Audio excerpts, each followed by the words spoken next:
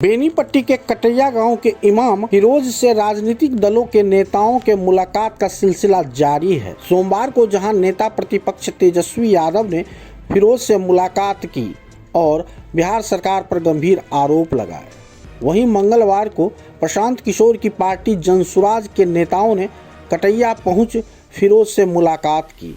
जनसुराज के 12 सदस्यीय नेताओं ने फिरोज से तमाम घटनाओं और पुलिसिया कार्रवाई की जानकारी ली, उन्हें न्याय का आश्वासन दिया।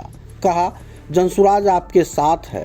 जनसुराज के नेताओं ने प्रशिक्षु डीएसपी पर कड़ी कार्रवाई करने की मांग की। कहा, सुशासन के सरकार में विशेष समुदाय को टारगेट किया जा रहा है। आखिर पुलिस को यह किसने अधिकार दिया कि निर्दोष व्यक्ति को पीट दिया जाए? ये सब नहीं चलेगा। निलंबन की कार्रवाई खानापुरी है। आपको बता दें कि जनसुराज की ओर से प्रदेश महासचिव सरवर अली, जिला अध्यक्ष वशिष्ठ नारायण झा, जिला महासचिव कबीउद्दीन, अधिवक्ता अशोक कुमार झा, अनुमंडल अध्यक्ष हरे राम ठाकुर, जिला परिषद प्रतिनिधि सह जनसुराज नेता बादल गुप्ता, कार्यालय प्रभारी सह प्रवक्ता राम लखन राम, जिला उपाध्यक्ष डॉक्टर सरफराज आलम, ऋषिकेश कुमार, अमना शेख, मोहम्मद इमरोज थे। देखिए फिरोज के साथ हुई मुलाकात के बाद क्या कुछ बता रहे हैं जनसुराज के नेता। मौलाना पे आप टारगेट कर रहे हैं, ऐसे लोगों को कोई अधिकार नहीं है डीएसपी बन के रहना। और मैं बिहार के मुख्यमंत्री से भी कहता हूं कि अगर आप इस डीएसपी को बर्खास्त नहीं करते हैं तो आप ये समझ लीजिए कि जनसुराज पार्टी पूरे बिहार में इस तरह की जो भी घटनाएं होगी वो जनसुराज लड़ेगी और ऐसे लोगों को सबक सिखाएगी। और मैं कहता हूं कि मुख्यमंत्री को कोई अधिकार नहीं है ऐसे लोगों को यहाँ पे मुख्यमंत्री बन के रहने का, और जिसके कार्यकाल में इस तरह का ऑफिसर होता है।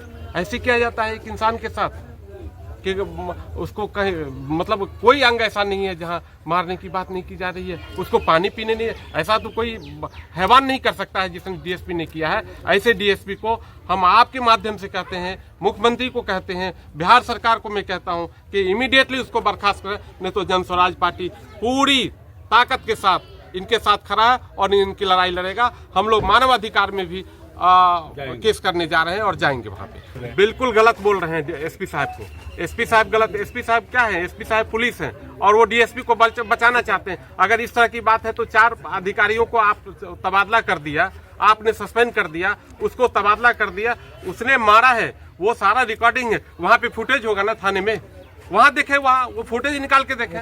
अगर एसपी साहब को लगता है कि इस तरह की बात है, एसपी साहब की अगर हिम्मत है तो वो फुटेज हम लोग को दे, सरकार को बताए। उनको टारगेट किया गया, टारगेट किया कि ये मौलाना है, दाढ़ी है, और उनके दाढ़ी पे बोला गया, कहा कि तुम दुआ करते हो, तुम्हारा दुआ भुला देंगे हम। अरे इस तरह की हैवानियत होती है क्या? ऐसा भी मुख्यमंत्री के रीजन में और ऐसा ऑफिसर डीएसपी बन जाएगा? क्या करेगा वो आगे? जब तक ऐसे डीएसपी को मतलब बर्खास्त नहीं किया जाता है, जनसुराज पार्टी नहीं रुकेगी। और मैं पूरे बिहार के तमाम लोगों से कहते हैं कि ऐसे लोगों को, बिल्कुल ऐसे लोगों के विरुद्ध आप लोग सब लोग खड़े होइए ताकि बिहार में इंसानियत बची रहे। प्रशासन का जो बयान है उसमें सच्चाई कहीं नहीं दिखता है। वो अपने पदाधिकारी और क्या कहते हैं चौकीदार दफेदार सबको बचाने का कोशिश करते हैं। ये बहुत ही घिनौना बात है। हम लोग जितना तक होगा पीड़ित परिवार के साथ, पीड़ित के साथ, हम पूरा जनसुराज, पूरा बिहार जनसुराज इनके साथ है। हम लोग जहाँ तक होगा लड़ाई को ले जाएंगे। कहें हमारे नेता आए हैं सरवर अली साहब, उन्होंने कहा है कि जनसुराज मानवाधिकार तक जाएंगे, मानवाधिकार तक जाएंगे। जब देखिए हर बात में कंट्राडिक्शन है। मोटरसाइकिल से वो बाइक से ही गिर गए तो हाथ में तो पाँव में चोट लगता है कि चुत्तर पर चोट लगेगा? कहीं देखे हैं? इसलिए ये इतना घटिया काम किया है ये प्रशासन के लोग, और खास करके वो प्रशिक्षु कहते हैं, वो ट्रेनिंग में है, वो डीएसपी प्रभार में थे, प्रभार में नहीं, ट्रेनिंग में है प्रशिक्षु। उसके जो भी प्रशिक्षु लिखा हुआ है इसका मतलब ट्रेनिंग में है। ट्रेनिंग में जो डीएसपी है उसको सारा जिंदगी अभी बाकी है। वह जिंदगी का शुरुआत किया है ऐसे घटना करके, उसको तो पानी में डूब के मर जाना चाहिए। वो अपने से रिजाइन दे देना चाहिए। जनसुराज उससे भी मांग करती है कि तुम उस लायक है नहीं, तुम इसको छोड़ो, नहीं तो हम लोग जबरदस्ती छोड़ा देंगे। उसको नौकरी से बर्खास्त करने तक जहाँ तक जाना होगा, जन स्वराज अब हम जाएंगे। और इस आदमी के साथ हम लोग, मौलवी साहब ये इतने अच्छे आदमी, हम इन लोग इनको ये तो बहुत कम उम्र में ही मौलवी का इनको उपाधि मिल गया है। 17 साल 18 साल में जो आदमी मौलवी बन जाएगा वो कहेगा कि बाल इतना बड़ा बड़ा क्यों है, तो तुम्हारा बाल छोटा क्यों है, तू चोर है। ये तो टोपी दाढ़ी ये तो इमामत करता है। इमाम जो होता है ज्योतिषी होता है, पंडित होता है, पंडित पढ़ाते हैं हम लोग, मौलवी साहब भी पढ़ाते हैं। हम लोग भी जाते थे, हिंदू नहीं जाता है ताबीज लेने के लिए जाता है, किसी को कुछ होता था, वो आदमी है। इतना ताबीज मेरे पास में तो अभी नहीं है, नहीं तो हम मौलवी का ताबीज आपको दिखला देते। इसके माध्यम से उस आदमी को भी, उस भ्रष्ट आदमी को भी दिखला, सुनते हैं पैसा लेकर के बाद में भी छोड़ा है जी, मारने के बाद भी पैसा लिया गया है। कितना घटिया काम है।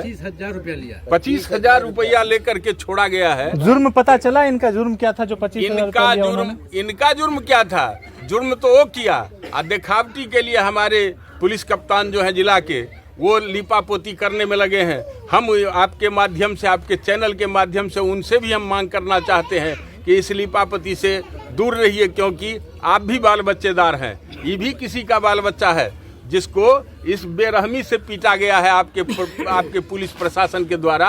इसको हम लोग पूरा निंदा करते हैं, भर्त्सना करते हैं इसके, और उनसे मांग करते हैं कि इसको बर्खास्त कीजिए। दूसरा कोई हम लोग सुनने के लिए तैयार नहीं। अब जिसको न्याय सुरक्षा शांति मिले, तो न्याय सुरक्षा शांति अगर नहीं मिल रहा है, उस सरकार को हटाना है।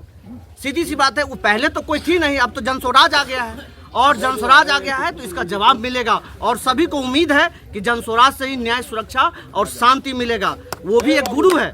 मैं ये बता देना चाहता हूँ कि गुरु का अपमान ये बर्दाश्त नहीं किया जाएगा। गुरु का मतलब होता है कि अंधकार से प्रकाश की ओर ले जाए। मौलाना साहब एक गुरु हैं, हमें ज्ञान देने का काम करते हैं, और वो जो पढ़ के आया है पदाधिकारी, वो भी कहीं ना कहीं गुरु से ज्ञान लेकर के आया है। और आज तो वो बहाली हो रहा है पैसे पर, जिसका आवाज हमारे प्रशांत किशोर जी उठा रहे हैं। और पैसे पर बहाली जो पदाधिकारी आएंगे वो तो इसी तरह करेंगे। अरे उनसे पूछना चाहिए कि आप कहाँ जा रहे हैं, कहाँ से आए हैं, कि आप उसके साथ मारपीट करिएगा, ये निंदनीय नहीं चलेगी। और मैं विश्वास दिलाता हूँ कि जनस्वराज और प्रशांत किशोर जी न्याय सुरक्षा और शांति देंगे, तो क्योंकि तीसरा फेज आ गया है बिहार को, और सभी जनता के उस पर विश्वास है।